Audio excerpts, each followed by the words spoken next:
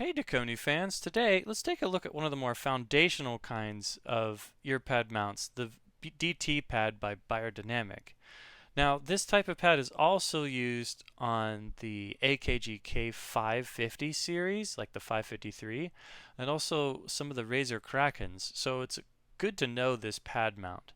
Now, right here, we have an older style pad where we have stitching to keep the edges of this elasticy lip durable, and that works with the old DT style of pads, ear mounts.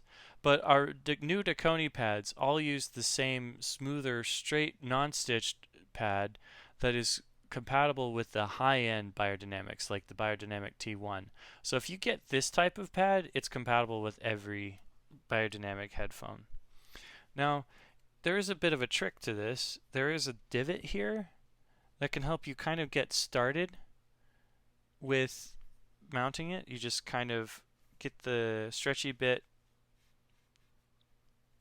over that lip, and then you can work it around the, just basically hold it on and rotate it, and that will get it into the lip. And you could go all the way around to get it to fit.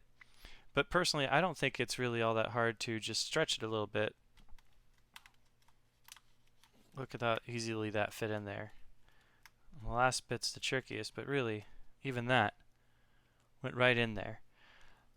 If you do use it the old style way, this is still going to give you a fine seal. You're not going to have any sound problem changes. Just know that you have that option that if you want to, you can just stretch it right over that and maybe even change your pads quickly so you have your options.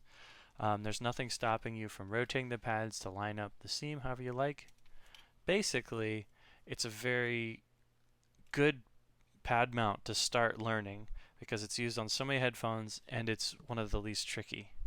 Now, if you want to find out more, check us out on DekoniAudio.com and our YouTube channel of the same name. Thanks.